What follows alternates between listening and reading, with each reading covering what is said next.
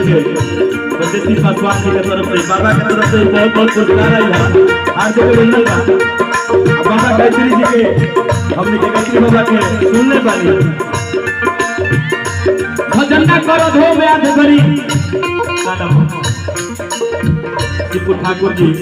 हमने के बहुत बहुत बड़ा मित्र वाले हार्दिक अभिनंदन स्वागत रही बंदन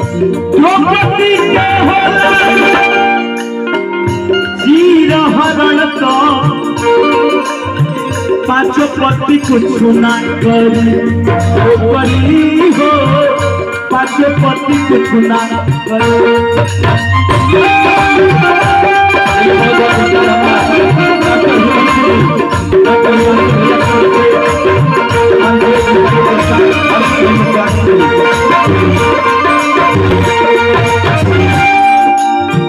सभा में के ना रहे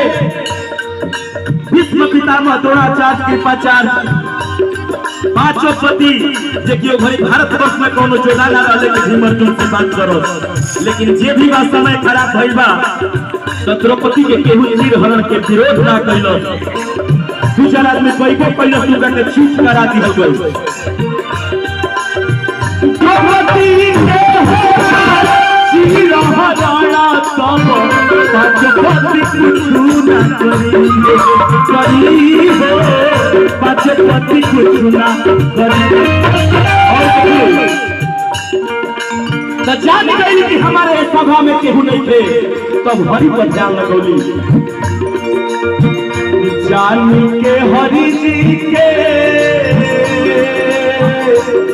ध्यान लगौली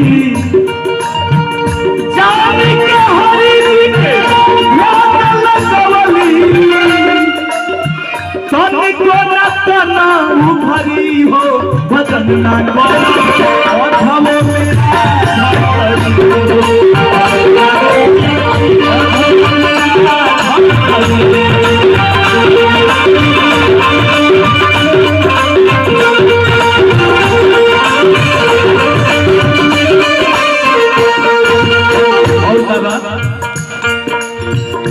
गज के राह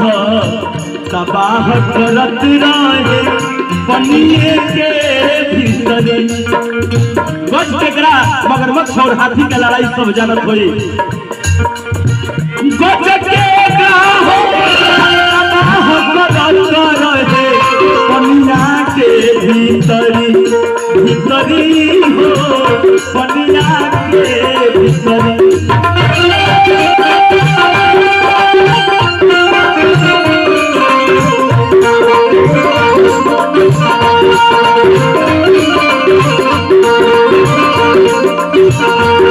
देखिए हमने के परम आदरणीय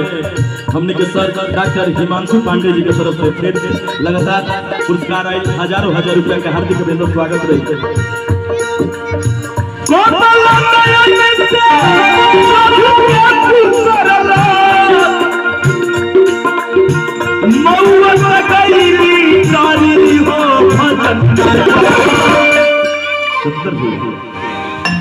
हाथी देखलो ये अब तो हम मगरमच्छ से जीतब ना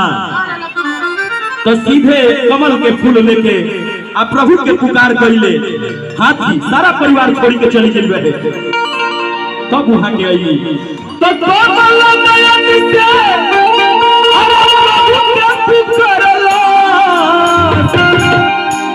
कमौत गईली तरी हो भजन ना करो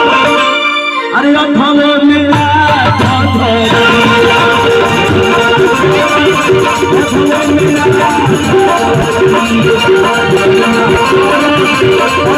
मिला